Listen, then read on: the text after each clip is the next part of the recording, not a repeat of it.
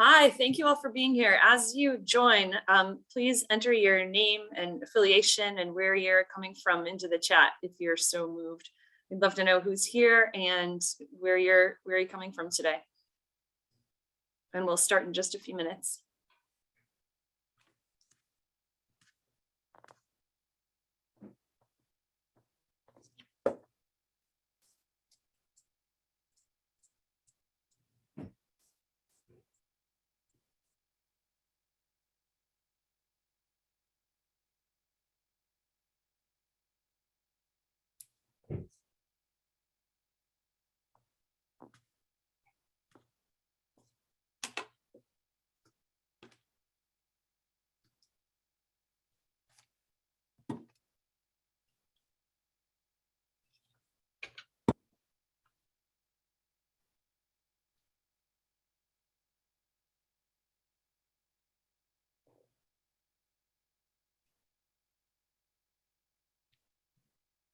We are getting some serious geographic diversity today. This is really making me happy.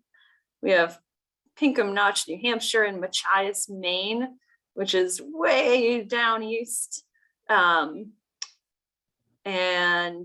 Glover, Vermont, and let's see, way into the Adirondacks. This is great, and it's really nice to see you all coming on. It's very clear that this topic of welcoming communities is widely interesting, and we're really excited to get into it today. So I'm gonna start here.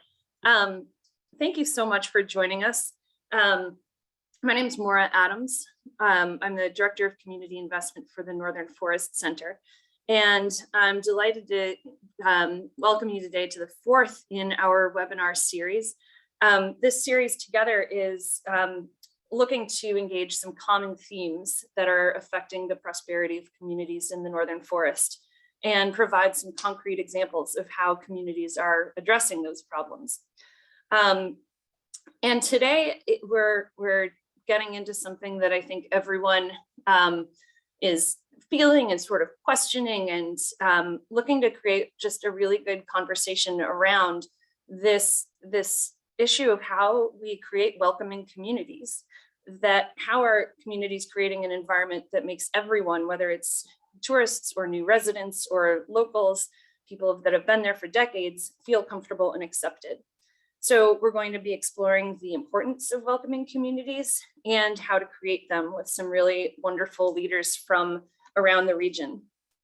So I am going to let these women introduce themselves today as we get into it. So first, I would like to bring on Nikki Hylton-Patterson from the Adirondacks. She is with the Adirondack North Country Association as the director of the Adirondack Diversity Initiative. Hi, Nikki. Maura Folan is here from the Northeast Kingdom of Vermont. She is representing the Vermont Welcome Wagon project, which has welcomed a lot of new Vermonters to the area.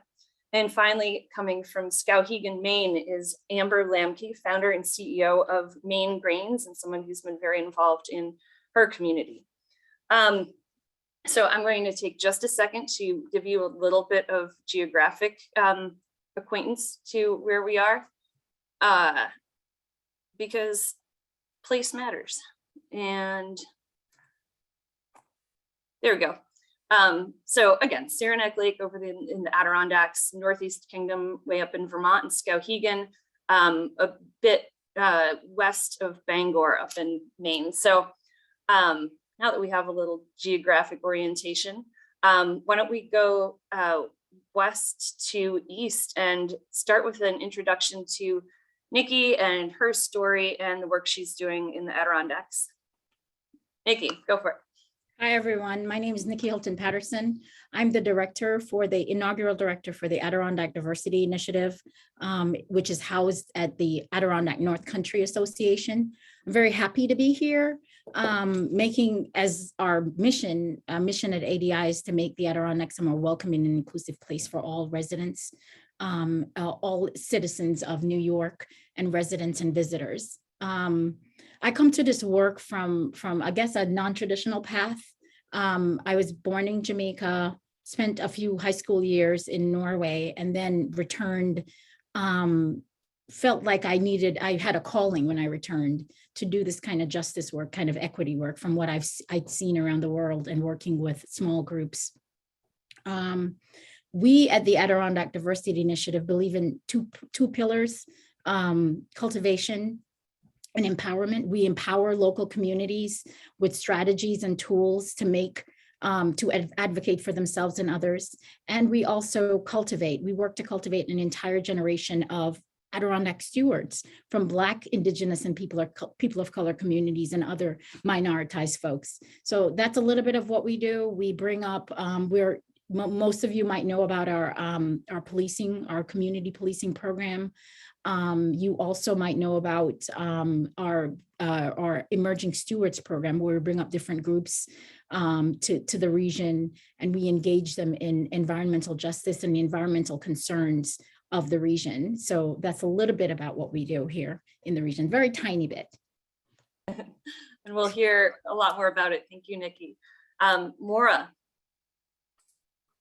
Hi, everybody. My name is Maire Folan. Zooming in from Northern Vermont to this great talk today. During the day, I work for UVM Extension, managing their statewide nutrition education program, but really here to talk to you guys about a passion project of mine called Vermont Welcome Wagon Project. And a quick kind of bit of history. I moved up to Northern Vermont in 2014, coming from New Hampshire, kind of by way of Washington State, and didn't know a lot of folks while I was up here. Which led to my involvement with a Northeast Kingdom Young Professionals Network in 2017, and then 2018 founded the Northeast Kingdom chapter of the Vermont Welcome Wagon Project as a way to get to know folks in the area and really form those connections. So certainly we'll be chatting more about that with all of you, but excited to be here today. Thanks, Maura. And Amber. Hi, everyone. Amber Lambke here, coming to you from Skowhegan, Maine, in the center of the state. I am the founder and CEO currently running Maine Grains, a grist mill that processes locally grown organic and heritage grains that represents a revival of the infrastructure that makes it possible for us to grow food grade grains in the Northeast. I'm coming to this conversation today wearing the hat of someone who has participated on a number of boards and was the founding director of the Maine Grain Alliance, a nonprofit that educates and convenes conversations about grains and agriculture, but also having spent a number of years on our Main Street board, which is a downtown revitalization group, as well as a regional nonprofit board for philanthropy, for giving out grants to the region, and just familiar with both being an outsider and an insider at times in the conversations about change here in Skowhegan. I'm not from here, which is an important thing to say up front. But I've lived here for about 20 years. So have had experience both feeling like an outsider and trying to be a part of creating a more welcoming environment here in Skowhegan. Thank you. So we're going to really approach this webinar today as a conversation with some introductory questions to kind of guide us as we begin. And we are looking to get some questions from the participants. So I encourage you to enter those in the Q&A box, which is at the bottom of your screen, and we'll be posing some of those to our panelists as we go. And Nikki, Maura, Amber, I'm hopeful that you will press each other and follow up on each other's comments as well. So I want to start with a question to Amber. Based on your experiences in Skowhegan, and this may seem very basic, but why do you think it's important for communities to work to become more welcoming? Why can't we just kind of let everything be as it is? And why does this need to be a focus at all? Yeah, that's a great starting place for this conversation. And you know, I entered some of my work here recognizing that this was a community that was suffering the loss of a lot of economic opportunity, with the loss of woolen mills and shoe shops and jobs. we're still a town meeting form of government. So I'll never forget my first town meeting living here in Skowhegan, where the conversation surrounded the possible disbandment of our fire department because of just financial woes here and an out migration of our population. So there are economic reasons to want to make functioning communities that attract people to come live here and or to stay here. But now that I'm a business owner, I also realize the importance of being welcoming, because we're a community of 8,000 people. We want people of all ages to choose this place, including young people, including our children, and the attraction of young people. And we need to work hard at welcoming people in so that they feel like they fit in as quickly as possible. People who don't feel like they fit in don't stay. And that was my early experience in Skowhegan, was watching folks come try out the community for a little while and feel like either their talents weren't appreciated or needed, or they felt unnoticed, or their needs unrecognized, and they would leave. And so we don't want that for a well-functioning community. And the other thing I would say is that it took a while in Skowhegan working on our collaborative problem solving and the formation of groups that would help make things happen. It took a while to reverse this kind of language of despair that the community espoused. And it really wasn't until we all worked at telling the positive stories of who we are and what we contribute that a culture of hope started to build here. And it was very palpable that that change was happening when it was happening. And you can still feel moments of when that's slipping, but really we need to be welcoming communities so that the positive experiences and the positive stories that we can tell about ourselves and our community beget more positive successes due to the rapport and the kind of momentum that builds. So possibilities happen when we're welcoming is my bottom line for how to open here. Nice, thank you, Amber. Nikki, you have sometimes kind of turned this welcoming question inside out and instead talked about creating a sense of belonging. And what does that mean to you, and what does it mean for somebody to feel a sense of belonging, and how do you try to nurture that in your work? Well, for me, diversity, equity, and inclusion is the bridge we're building towards belonging. For me, when someone feels that they belong, they feel welcome. The welcome is evident and obvious. Belonging means that people see themselves in the community, not necessarily see their race or so on, but see their lived experience in the community. I talk about having my local liquor store stock the drinks that I use to make even traditional family drinks from Jamaica. I talk about the Walgreens, making sure that they've stocked products for Black women, for women of color. I talk about different ways in which people see themselves in the community. They're able to see not just themselves, but their authentic selves, feel that is welcome and that is respected and that is seen and recognized in the community. This is what belonging feels like, it's what it looks like. And that's really what I believe that our DEI efforts, our justice, equity, diversity, inclusion efforts are leading towards creating a sense of belonging for everyone, especially people who are new to our community. And I want to agree with the former speaker, the previous speaker. If people don't feel welcome, if they don't feel like they belong, they will not stay. And that's going to hurt our bottom line, especially because where I am in the North Country, especially the Adirondack Park, is a very large elderly population and young people. We're losing young people very, very much. We have to realize that we need to create a sense of belonging, a sense of hope, right? The last speaker used hope.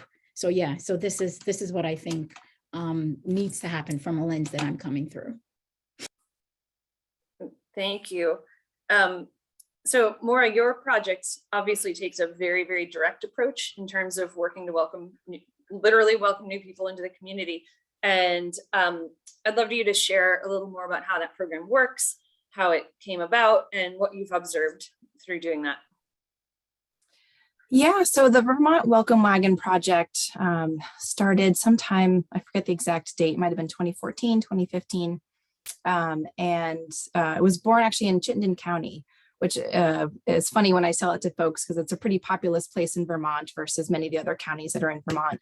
But the founders who started the organization were new or returning to Vermont and found it difficult to connect to their community. Even simple things like, what's the best cell service coverage to get here? Where do I take my recyclables? Some of those real nitty gritty things as a newcomer to a community. And as Amber was talking about retention and attraction, using that as really a tool also to help with that piece of if folks are coming here and they don't really know the best place to get a beer around town or, childcare options, then it's going to be a lot harder for them to feel a sense of belonging, as Nicole was talking about, and want to stay.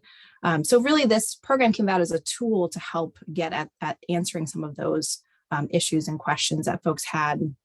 And the way it operates is fairly simple. We rely a lot on word of mouth to help recruit and spread the word to newcomers and new arrivals. We also connect with chambers of commerce or real estate agents. So when new people are coming to our communities, we can say, hey, there's this program, sign up for it. And we get folks connected directly to a community host in their community. So for our chapter in the Northeast Kingdom, we are a very geographically large area. And we have hosts that are from all different towns within our counties. And we send out a monthly newsletter saying these are our new arrivals with just a first name, kind of a general area where they're coming from and where they've moved to, and some of their interests that they've shared with us on our application form. And then hosts can say, oh my gosh, this person lives, the next town over from me. We have some shared interests. I would love to connect with them. We connect them by email and they take it away from there. We really encourage all sorts of different ways to connect, safe options during the pandemic, like getting outside. But maybe it is having someone over for dinner or going to check out a concert that's happening, and really letting folks, connect and take it from there. And some observations that we found, the folks that are coming to our communities really are looking for ways to get connected. They want to know about volunteer opportunities, what are some childcare options? Maybe they're looking for a job or have a spouse who's looking for a job. So there's some really tangible ways to get folks embedded and connected right away to our communities. And using that again as a tool for retention, I think has been really important for our region. I'm curious, Maura, if anyone who has been in the Northeast Kingdom for a while, but still hasn't really gotten what they need in terms of feeling a sense of belonging and welcoming, has approached Vermont Welcome Wagon about I want a host. I've been here a while, but I still want a host to help acquaint me with this place because I don't feel part of it yet. Or if you've thought about offering something like that, or Amber and Nikki, whether that kind of concept, like getting a buddy in your place, has ever come up as a possibility. Well, we do have a welcome wagon that we work with the Saranac Lake Area Chamber of Commerce, and we do try to find a designate that has a similar interest. The last family we welcomed, the family had 6 children in the school district, so it made sense for a local teacher of color to be part of that welcome unit. So we did that. So that's what we did. But locally on an organizational level, what I try to do is when I'm working with companies around strategic plans for DEI and outreach, I try to make sure that they put together a welcome toolkit, if you will. And just as Maura was saying, people don't know what they don't know. It's good to know where the restaurants you like, or a dry cleaner, even simple things like that, where they can get their hair done, childcare. You were just saying that all of those things add to whether or not someone feels they belong here, especially if people are relocating with entire families. You want to, so there are some services that are critical to keep our families here, especially our young people who we need to drive the economy. We found here in Skowhegan when we wanted to start organizing events like the Kneading Conference, like our annual bread conference, the number of people we wanted to attract to town to attend that event would fill up our 2 hotels pretty quickly. And so we actually reached out to households and community members that we knew had excess capacity in their big, beautiful historic homes, and put together a group of folks that raised their hand to say, I'll put somebody up. And honestly, that one example has kept some of our presenters that come from global locations coming back over and over. They love that experience. It gives you an up close and personal taste of the community. They get to meet other personalities and hear about other lived experiences besides just the bread and grain focus while they're here. And so that's been a wonderful tool for us, and a way for community members to feel like they're included in this new thing that may not be their thing. Bread may not be their thing, but they love being able to participate in the positive change they see happening. That's really neat. It's like a very organic kind of Airbnb, like the early Airbnb sort of, right. like Yeah. just genuinely people welcoming others to their homes. So when we talked earlier before today, one of you commented on the fact that being a welcoming community and creating a sense of belonging is really an active thing and requires that we as community members take responsibility for doing this for our neighbors and for newcomers. And what are some of the ways you've seen your community activate?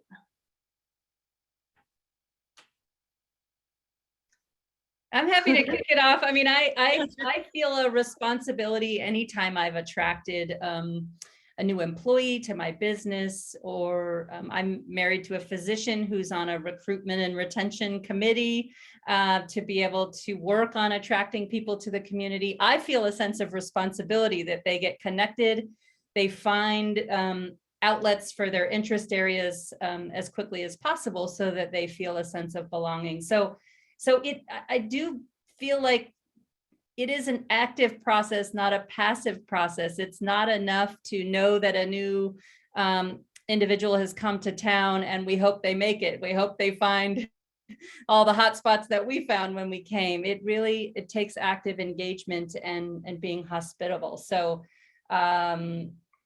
lots of examples of this, but sometimes it's as small as, I took them some muffins when they arrived, or we invited them to the apple cider pressing party that we think might be up their alley just so they can meet some other people. It's an opportunity to meet other families. Or, I decided to sketch up a map of, where the local automotive store is and where our favorite park and swimming hole is, and those sorts of things, because that will get folks on their way to finding the resources in the community that they hopefully fall in love with. This is something that's important to the idea of intentionally coming together. And so for the last welcome unit that we put together a gift basket, and we went to the local entrepreneurs and shops and so on, and they each contributed something. And so that was one way of introducing the person to what's in the community. This is a flavor of who we are. And those things are really critically important. Absolutely. I remember when I moved to my town, getting invited to the solstice party and how much of a difference that made. I did not get a gift basket, but my town also doesn't have any commerce, so there would have been a pretty small basket. We've talked a lot about newcomers, and this gets back to a little bit to my question earlier about what we do for people who live there already, but maybe don't feel super connected. How have you seen people take responsibility or activate the people who maybe aren't new, but still don't feel super connected? And Maura, maybe you can address whether you've seen that just as a resident of the Northeast Kingdom or through your work with Welcome Wagon, whether that's come up at all in a long time, or people who've been there a few years, whether people are finding ways to bring them in pretty explicitly. Yeah, good question. I think to get to your question about, is this open to folks who maybe have been here for a little bit but don't really feel connected? Absolutely. I think that the goal of this program is really to welcome anyone to our communities, even if you've been here for 6 months or a year, maybe 2 years. And from my own experience, I felt like it took me about 2 years to really feel like I had a sense of community around me, which is a long time to wait if you're thinking about moving on to another job or not really feeling connected right away. And so absolutely, it's open to other folks. And I think, something that we found is that a lot of times people who are participants, who are maybe those new or newly arrived or returning Vermonters, will in turn want to host somebody who might also be new after they've had a chance to get a little connected, maybe met with a host once or twice. And so we're finding a lot of turnover with our participants then becoming hosts themselves and wanting to pass this on to other new folks that are coming. I also wanted to share too that we've found that our role in the community, because we do these monthly newsletters advertising these new arrivals and to hosts, that a lot of folks are looking for ways to get connected and particularly volunteering. And so we've started to include a lot of that in our newsletters of ways to get involved in events or other things that are happening. As you were talking about, Amber, residents that can host people, even if they're not going to the conference themselves, that's a great way to feel like you're a part of something.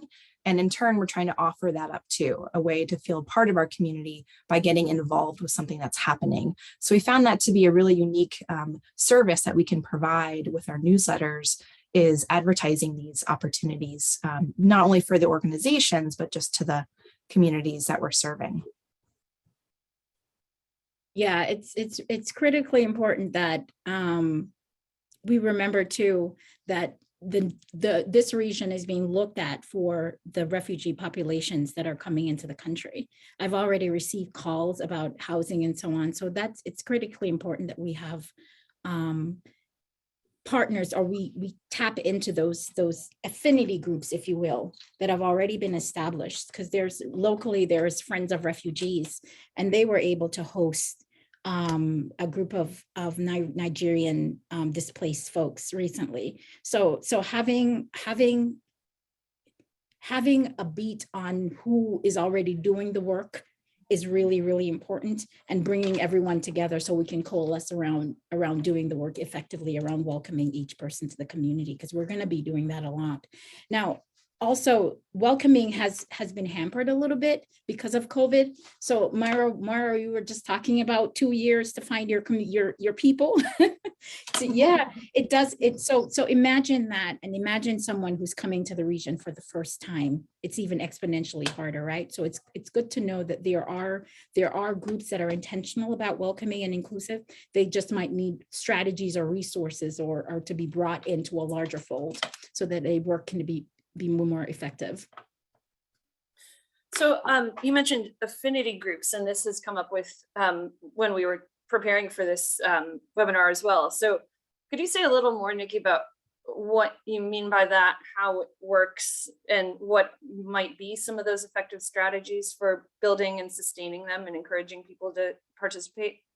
Well, what is an affinity group, right? In layman's term, an affinity group is a group of people coming together around similar interests so that they can support and sustain each other, right? So it could be anything from after the George Floyd murder, I brought together a group of Black people to do a trauma circle, healing circle, and that was an affinity group. We were seeking healing from the what you call it, the murder porn of Black people on TV for that long stretch.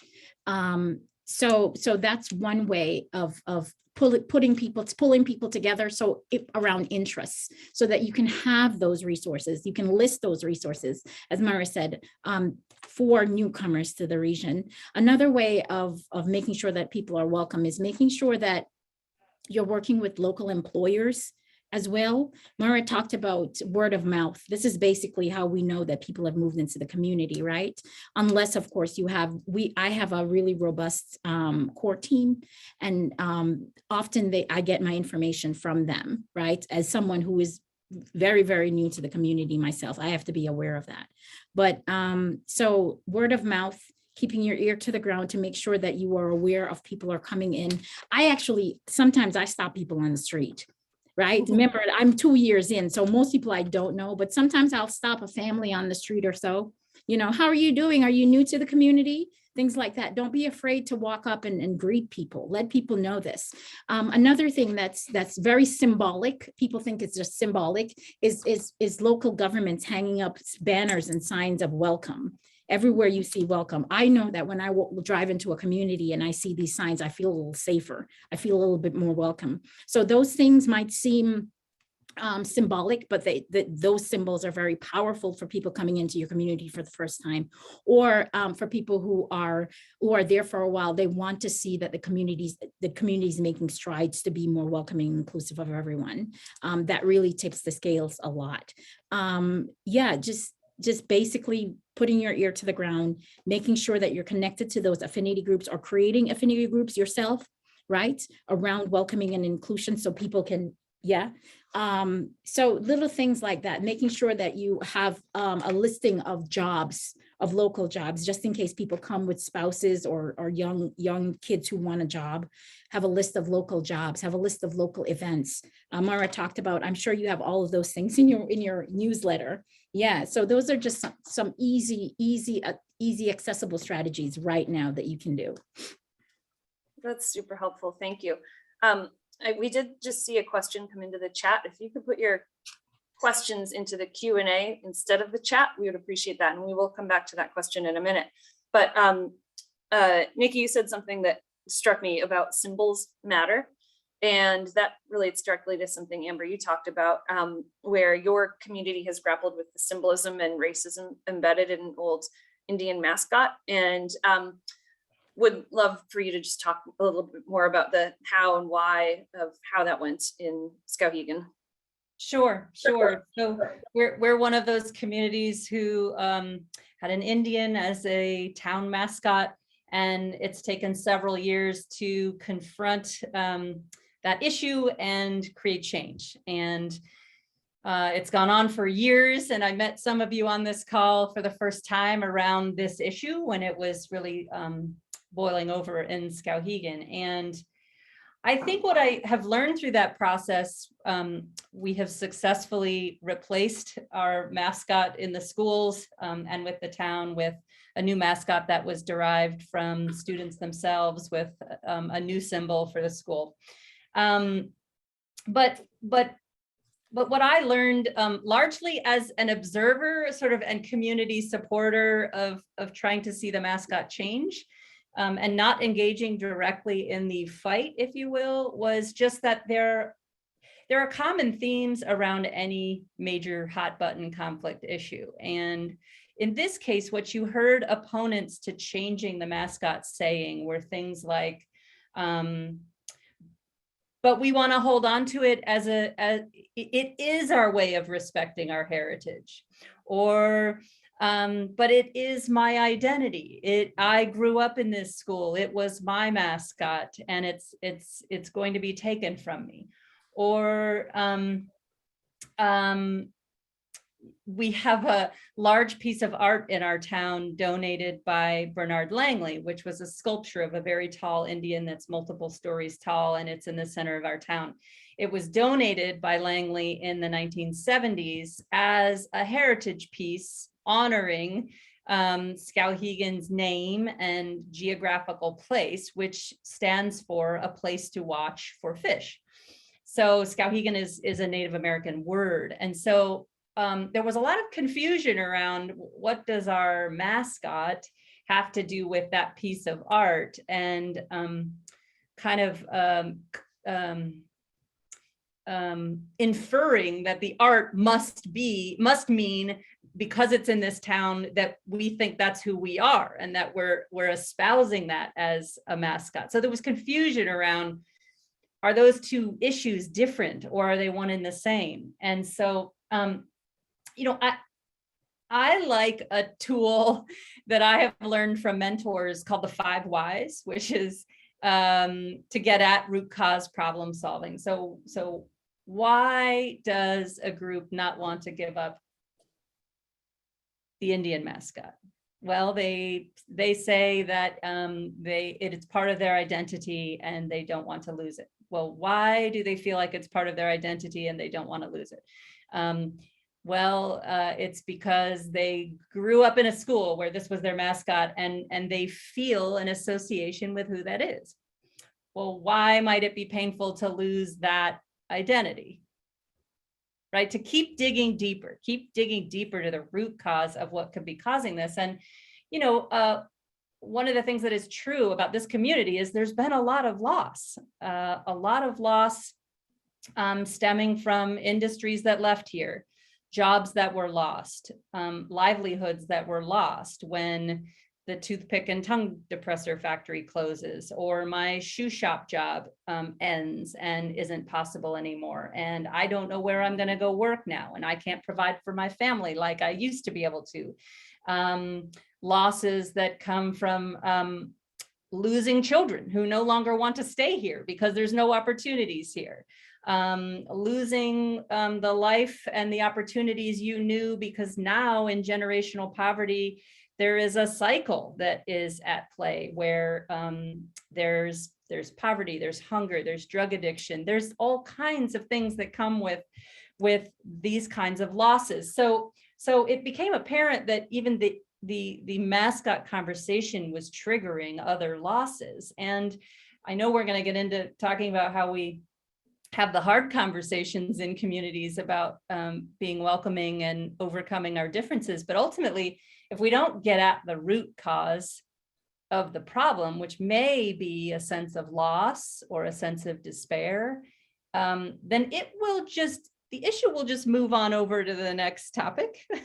And we can see that happening a little bit in Skowhegan. So while we are beyond the mascot issue for right now, we have a new mascot. We have groups in town that are creating educational opportunities around diversity, equity, inclusion, and there's positive things moving forward on that front. We can see some of the opposition moving over into, oh, well, now we're going to lose our fire station and this building and that building when we build the new building. And now, it's focusing on loss in a different context. So I think, just as a word of caution for communities, I think it's important to understand where that might be coming from. And with any conflicted issue, we are all challenged with learning how to have those hard conversations where we are not triggered by a wildly different point of view, but can rather lean in and try to understand it first and understand where it may be coming from, and have compassion for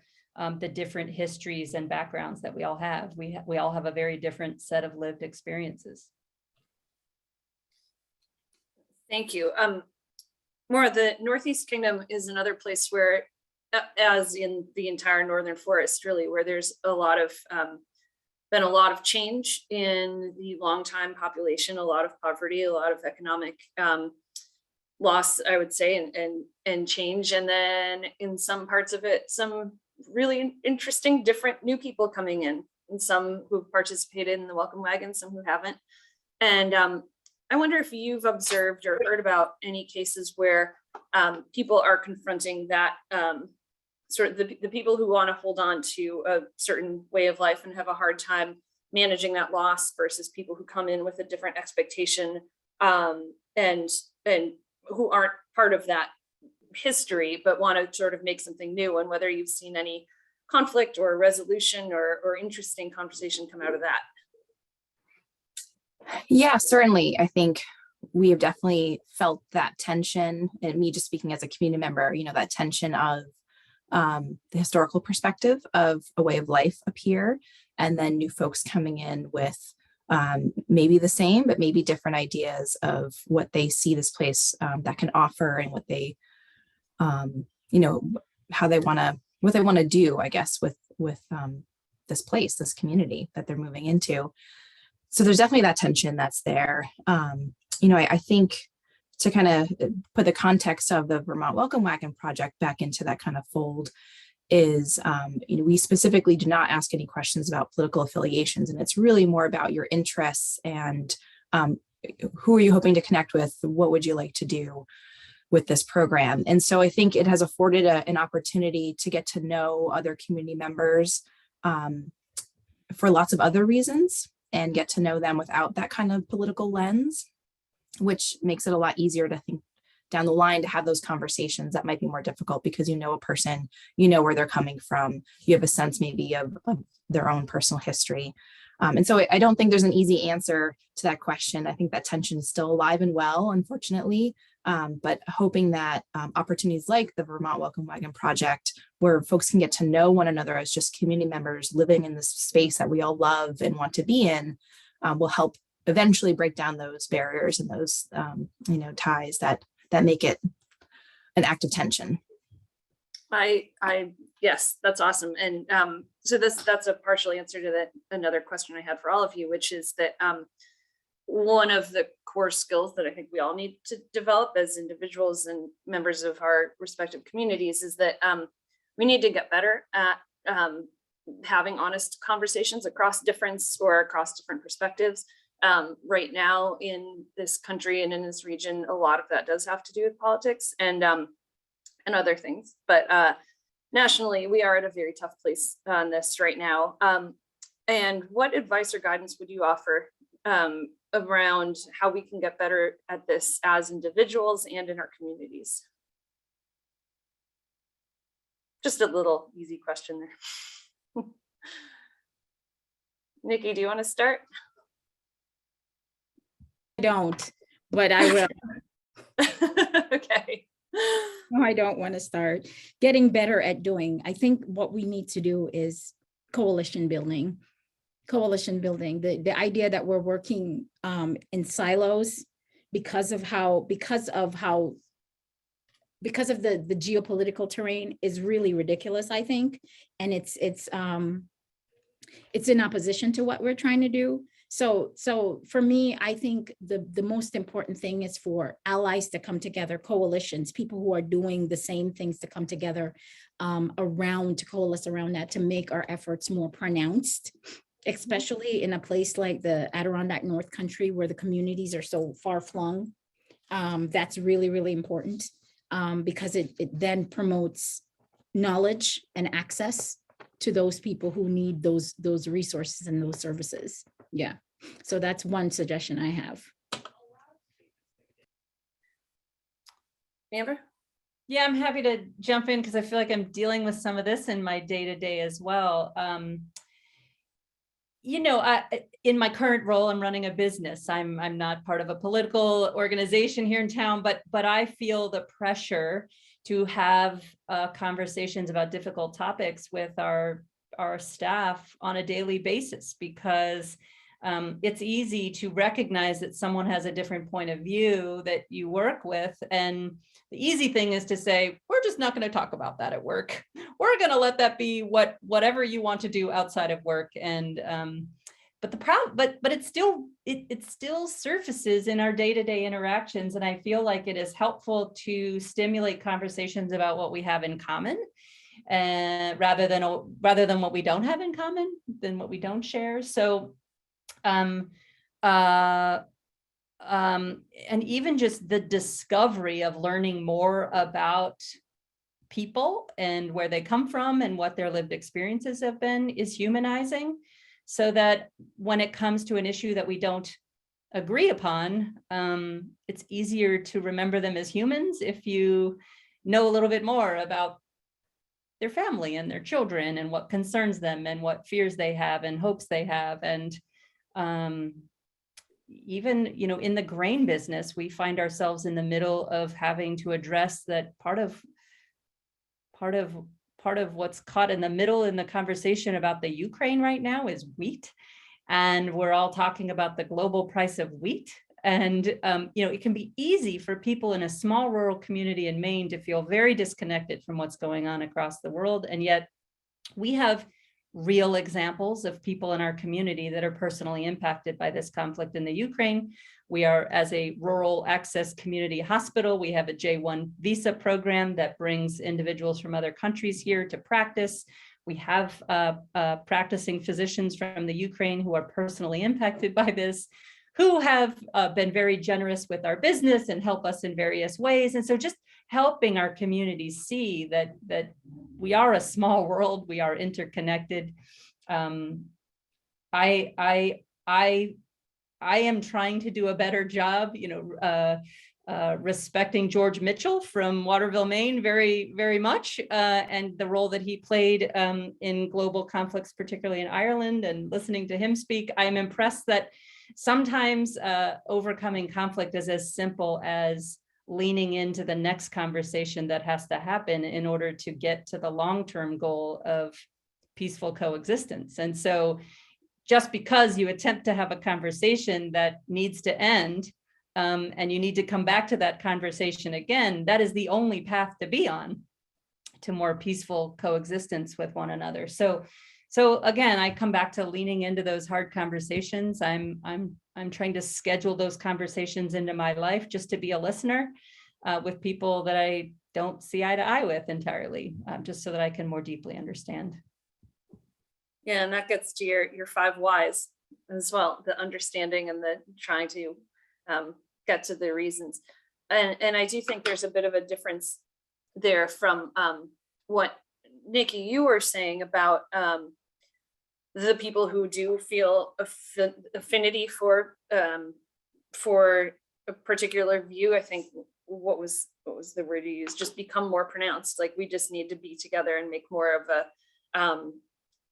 a case and support each other more, versus let's engage the people who maybe don't agree with us in a different way. Do you think are those things in opposition, or are they just kind of 2 different approaches?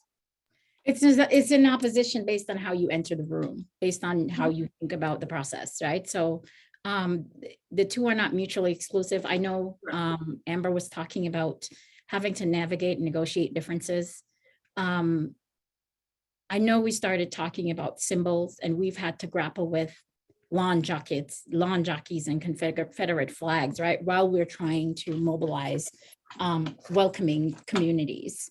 So this is a challenge, but I sometimes don't know how to get around that other than listening, radical listening, right? On both sides. And we don't have that right now. Sometimes that's difficult to get, but if we can operationalize the idea of radical listening on both sides, I think that we get more done. But we're just not there right now as a country. We've got a lot of things to distract us, and a lot of things that we can hang our hats on that are divisive. Yeah, this shouldn't be one of them, but it is. So Yeah, thank you. it's a comment, not really an answer. No, that's helpful. Thank you.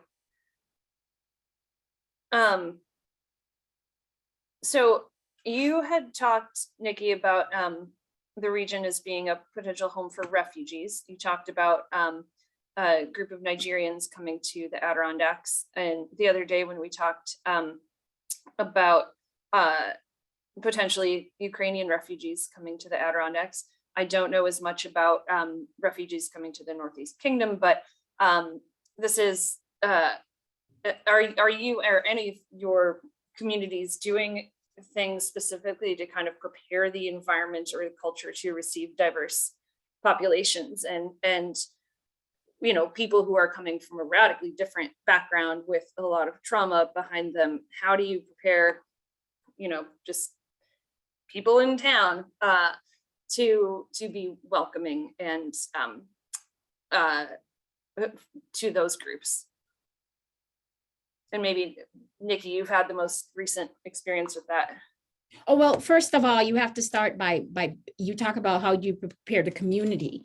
How do you prepare? We need to be prepared to receive them first. So pulling together a coalition of service local government officials working closely with the Office of New Americans, which is something that not all states have.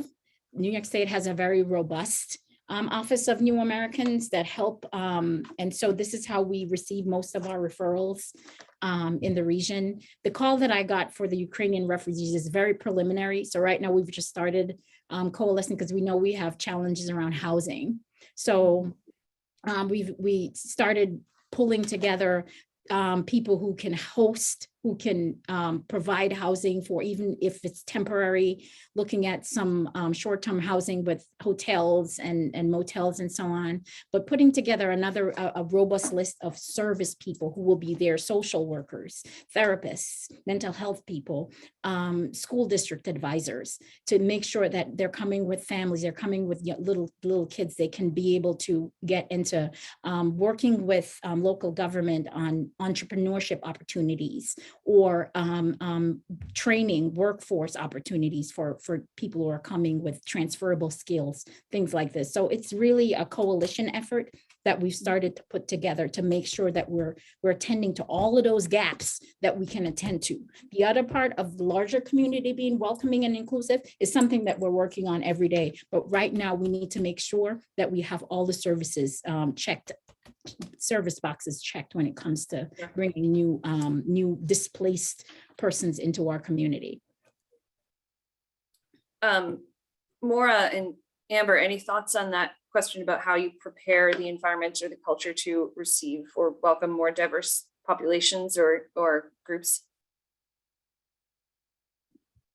I mean, I can just say that Skowhegan is actively working on housing as an obstacle right now. We have a 0.2% vacancy rate in our town, which is hard to house existing individuals. And so, we need to be ready as well. To Nikki's point, we would need to be ready with places for folks to land, and are already struggling with that. So I am not as closely connected to or aware of efforts underfoot here to attract displaced persons, although I would love to think that we could be a welcoming community for folks.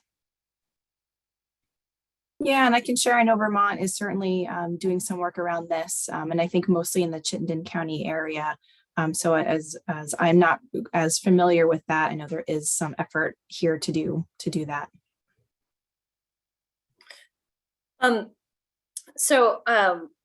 Once again, I encourage our audience to put some questions into the Q&A. I would love to hear what this is making you all think of. We do have the radical listening is really hard. How do I do that? Which we might get to, but I just want to ask all of you, what can you just share some of the most meaningful and effective things that you've seen your communities do informally? So outside of any official program or initiative that have helped to make people feel welcome or that they belong. And Nikki, you mentioned the drinks from the liquor store and the products in the Walgreens. Anything more like that just pretty informal but impactful ways to make people feel like they belong? So first of all, I've been working closely with the local law enforcement, talking about getting out of your car and walking the beat if possible, right? Mm-hmm. Yeah, this big black armored vehicle that you're driving around in, it's very intimidating, especially to new immigrants that have a history, as coming out of a history of militarization or military trauma or so on. It can be off-putting and intimidating. So having someone on the welcoming committee that we're putting together from law enforcement, so we can talk about those things. Do you know what I mean? We can talk about what happens if you pull over someone, a refugee or a displaced person whose English is probably not as great, or who has some challenges around reading road signs or so on. Managed to pass the test, mind you, but still is unfamiliar with our roads and so on. How do you address that? So yeah, I lost track, but I think that's basically one of the first things that we're trying to do, looking at the minutia of what welcoming looks like. Yeah, and I'd love to add on to that. Think about more informal ways of welcoming folks. I think in our small towns here in Vermont, the bulletin board is alive and well, and find that to be a really beautiful place to hear about community events. Very old-fashioned, but very effective at the same time. But then thinking maybe a little bit more formally of different initiatives or programs, I think just creating shared safe experiences for our community members is really important, has been really impactful for us. And really anticipating needs. So whether that's perhaps transportation barriers or childcare barriers, offering things outside that are low cost or no cost for our community members has been really huge. And I think that has really helped to improve a sense of community in many of our very rural, geographically dispersed towns. Thanks. Amber? Yeah, I'll just chime in that, there's lots of ways to measure success here. And so, sometimes communities get stuck on measuring success by jobs created and people, the number of people here and, poverty level and, things like that. Are those measures changing? But there's lots of ways to measure success. And we learned that early on in some of our work to grow our farmers market and the participation in a local food economy here.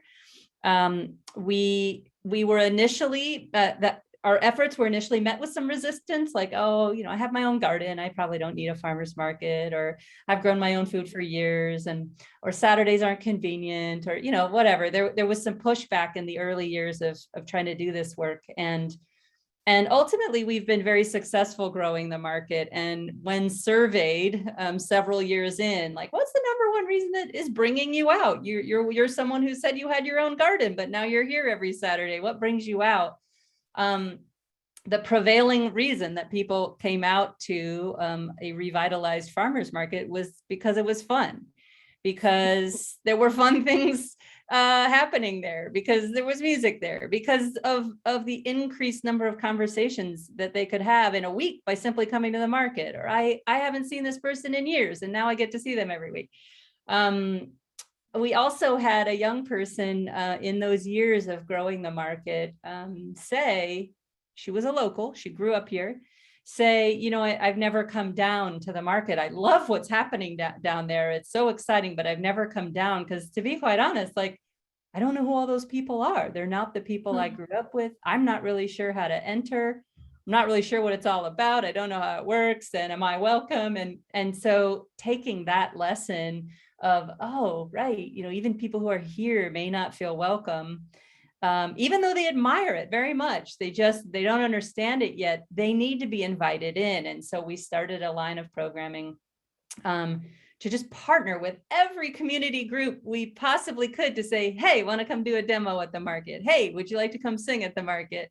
Hey, do you have a brochure you want to pass out at the market? Just inviting them in so that once they're in the setting, it's less disarming. They have a reason to be there. They can experience it on terms that are familiar. And so that was very instructive. And, so back to measurement, I think, the measure of a welcoming community might be, are people experiencing less loneliness? Are they having more conversations in a week? Do they consider themselves to have a circle of friends?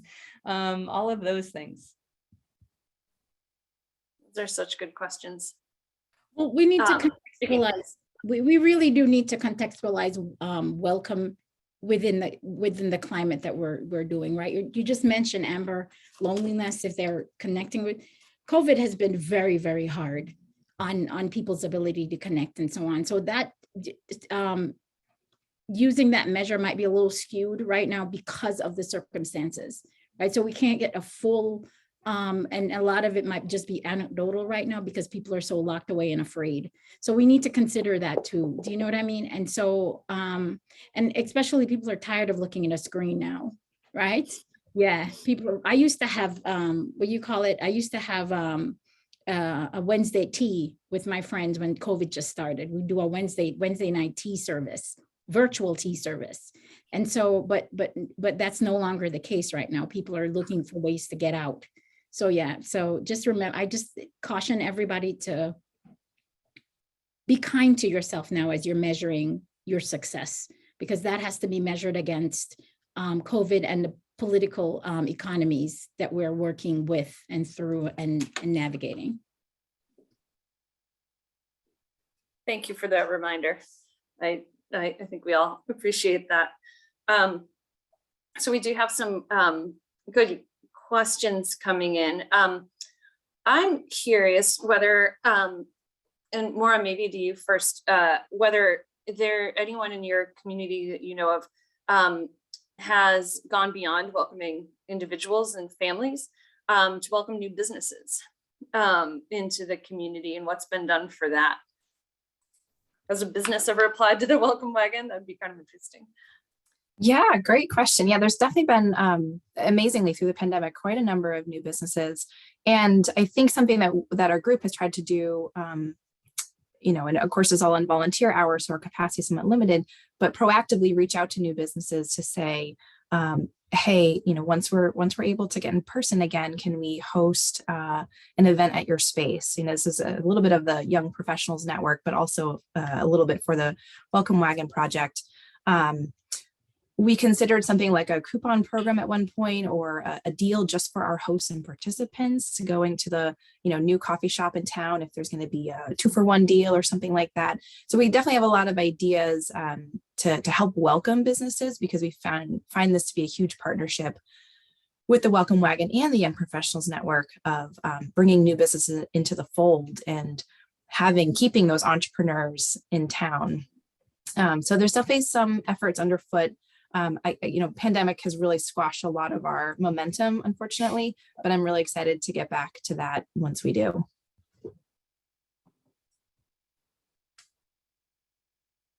Awesome. So another question that came in that is really fraught in a lot of, Sorry, I was just saying that at ANCA here, we do have our Center for Business in Transition, and that really has done a lot to welcome new businesses and even encourage the takeover, if you will, the transition of businesses to a lot of times young entrepreneurs.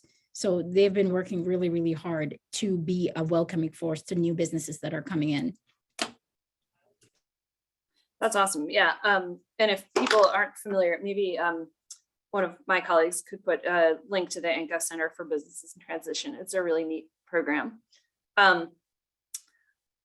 So a question that I think is in a lot of people's minds as we go about our towns and neighborhoods is what strategies, if any, have you seen been successful in persuading people to take down, I would say, partisan signs that come across as pretty offensive to some, such as Confederate flags, as Nikki mentioned earlier. We are focused on positive welcoming symbols, but some flags are so hurtful. And any suggestions or examples you've seen about getting those to go away? Well, just when I just got here, the effort surrounded neighbor talking to neighbor, right? Because there's a lot of myth and misinformation around that when it comes to Confederate symbols. There's a lot of myth and misinformation, especially in Northern America. Yeah. So the idea that it's, someone mentioned it's part of my heritage. You know, it's a symbol of a great war or a great effort or a great time in our history. You know, that kind of thing. So it's important that, so what we do is empower the communities to empower themselves. So what happened in one instance, there was a lawn jockey that was on somebody's private property that was very, very visible when you were coming into the Adirondack Park. And so that was the neighbor, there was a neighbor who just went and spoke to that person about and it was removed. So a lot of times you could, there are times when you can try the conversation approach. And I actually recommend that before anything else, a conversation. If you are a neighbor, if you are a friend, having that conversation, making sure that you're educated on the meaning of those symbols, the history of those symbols, so you can communicate effectively. But as I said before, when you're going into these kinds of conversation that are so tierce, that's not an English word, sorry, that are so loaded, you have to be able to operationalize radical listening. Mm-hmm. And I'm saying that because if that person doesn't feel that their ideas about these symbols, their ideas about putting something on their own property, then the conversation is not going to go any further. Right. Other than that, you can ask things like get the local government involved, a mayor or somebody who could express the kind of why the symbols should be removed, why they should not be in that place specifically. So it's sort of starting at the beginning with neighbors and friends and so on. And that's why we've created, we're gonna be launching our very first nonviolent communication training in April. We have 2 sessions of that, and it's open to the public. Nonviolent communication. It's very, very affordable because we've gotten lots of subsidies from, and it's going to be it's going to be conducted by the Martin Luther King Institute.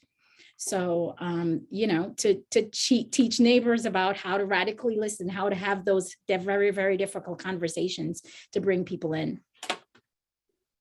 And to Nikki's point, if I can just piggyback on that for a second, it's so hard to suspend judgment long enough to maybe discover that individuals using symbols don't fully understand the depth of the meaning of the symbol or the history of the symbol. And so allowing another to save face as they learn how it may be hurtful is important to being able to have an ongoing relationship in community with others. So it's hard to listen and suspend judgment and provide the room and space for that discovery.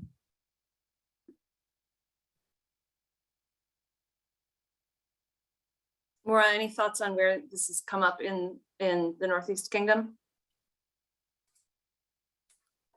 Yeah, I mean, I know that there certainly it certainly has been a challenge. I know some folks down in Glover kind of spoke up and raised this question. I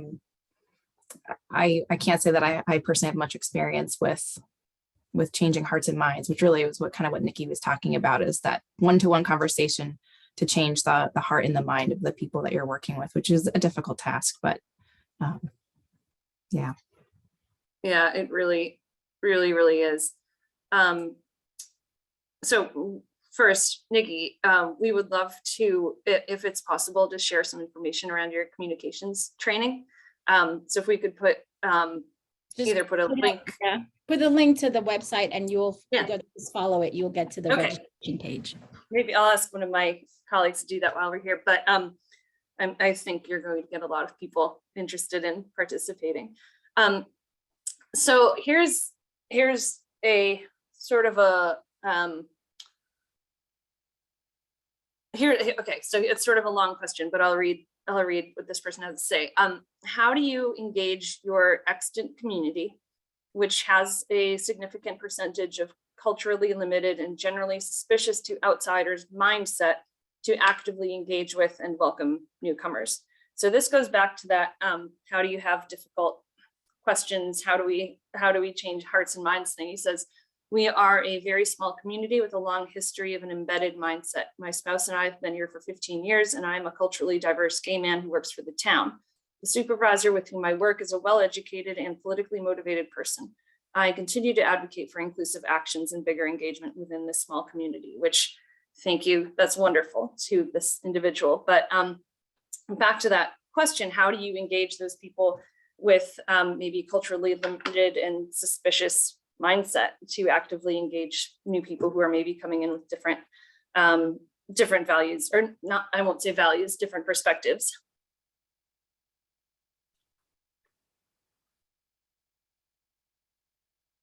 And if we all don't know, that's totally fine. I mean, a couple of things come to mind for me. One is that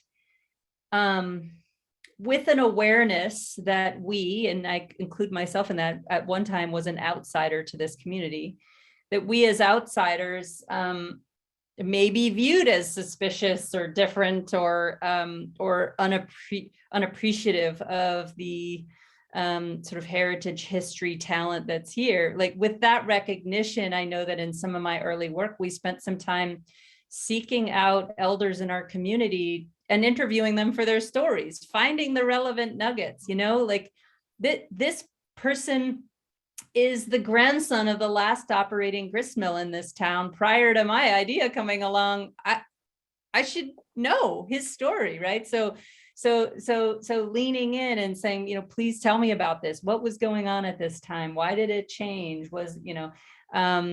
or going or around local food, going to the octogenarians of the community and saying, there was a different time when more food was grown here and lots of farming happened here. I want to hear about that time. We're trying to recreate some of that. What was it like for you? What were the hardships? Were there bright spots? How did people do it?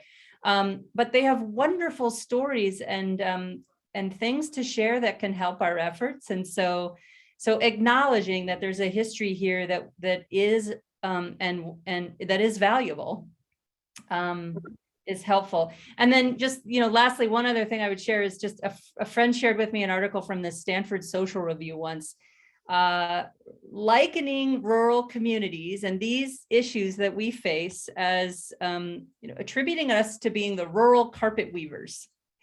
And what they meant in that article was that it's easier, right? It might be easier to choose a place where everyone's a bit more like us and thinks like us and looks like us. And boy, wouldn't life be grand, right? But the article was suggesting that we are at the interface of where people have different points of view and live different lives and have different opportunities. And really, the work that we're doing is the work the entire globe needs to be working on right now on a massive scale. And so we are the carpet weavers was the point. Like we are on, this precipice of figuring out how to get along with each other. And this is some of the most important work there is. I want to add to that too, as you were talking, Amber, also being a newcomer to my community at one point and also experiencing a lot of suspicion or reticence to get to know anybody, and also welcoming a lot of new folks with my previous position and helping them to assimilate to the community. My biggest piece of advice was to have conversations, to have one-on-one conversations. So we might be working in schools and the food service director, it's really hard to have them give us the time of day, but getting to know who they are. Did they grow up around here? Do they have children? What are their children doing? Having those conversations really helped open the door to them wanting to welcome us in and be curious about us. So approaching those conversations with curiosity really helped. And it's kind of a funny way to think about it. I guess I think about it in kind of like turning the table. So instead of me expecting and waiting to be welcomed, I needed to get out there and be welcoming to the people who have been here before and getting to know them. And then they're much more, able to welcome me in turn. So it really started with me coming with curiosity and an open mind and an open heart and having conversations to get to know the community. And in turn, I felt a lot more welcomed after I did that.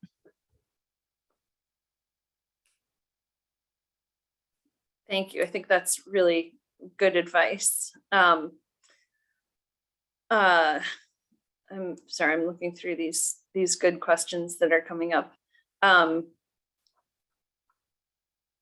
wondering, so someone asked whether your local churches have outreach programs to welcome folks to the community.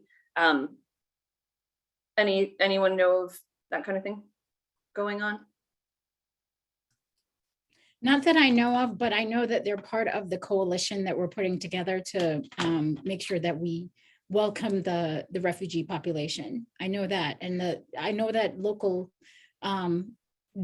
churches are part of advocacy movements in different ways. And as I talked about, putting up those welcoming signs. Yeah, so there are some churches obviously that are more willing to do this than others. So you working with, we actually run a book club with, it's starting again in the fall with the Unitarian Universalist church, local church, and we're reaching out to a few others. So Maire talked about being willing to listen to local stories, understanding local context and the meaning of, especially the meaning of land use and what it means to live here in this region, especially the Adirondack Park. That's important for you to know, to listen, and to honor. You understand? And once people recognize that you see them, I see you, right? Like Avatar, I see you, I recognize you, I recognize your right to be here. then that opens the gateway for a conversation about, okay, so what about the right of other people to be here? What does that look like? What does that mean to you? So yeah, so I think it's really, really important to give respect and recognitions to local communities who've been living here for generations. And this is not to also talk about our First Nations and Indigenous neighbors, right? So yeah.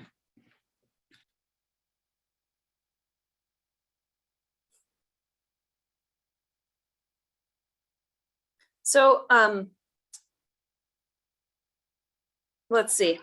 There's still a lot on my mind and some good questions coming up, but I'm interested to know if we have about 10 minutes left, and I'd like to give you all a chance to make any points or share any stories or events, or we have some good reading that we've gotten recommended that you'd like to share before we wrap up, that you want to make sure people hear about.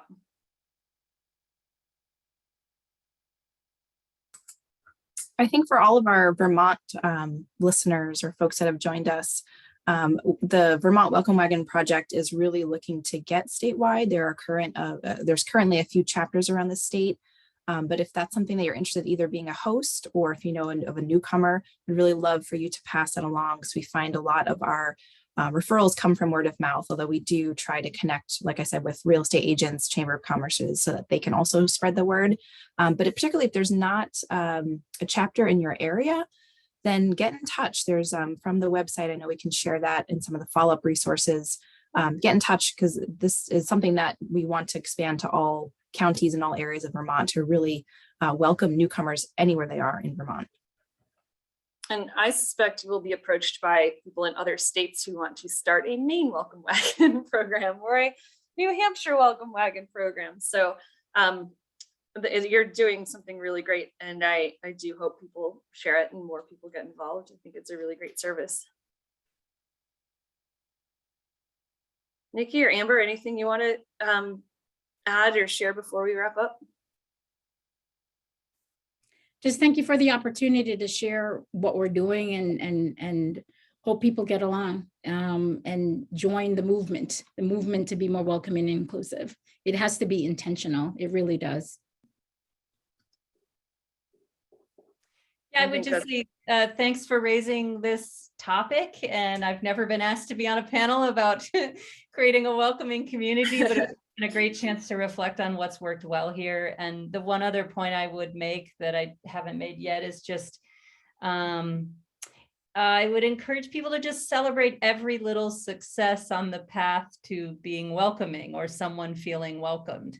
Every little win can build on itself, and we need to celebrate those small successes. We all have far more in common than we have than we do differences, and so every little win is a win. Thank you. I think that's absolutely right. We have to change how we think about ourselves and our communities, and go from that place of divisiveness and loss to one of connection and opportunity. Thank you all so much. There are a lot of links and things that have come out of the chat. You've shared some really great resources. We will be sending those to everybody afterward. And yeah, I thank you again for being here and just for the work you do. You guys are awesome. You're bringing so much to your places and to this entire region by sharing your stories today. So thank you. And I'm going to end just with one more taste of what's to come with our webinar series on, no, not March 17th, May 17th. That would be very soon. May 17th, we will be talking about addressing housing gaps, which is, as we heard, something that even came up in the context of welcoming new people. Where are people going to live in this region?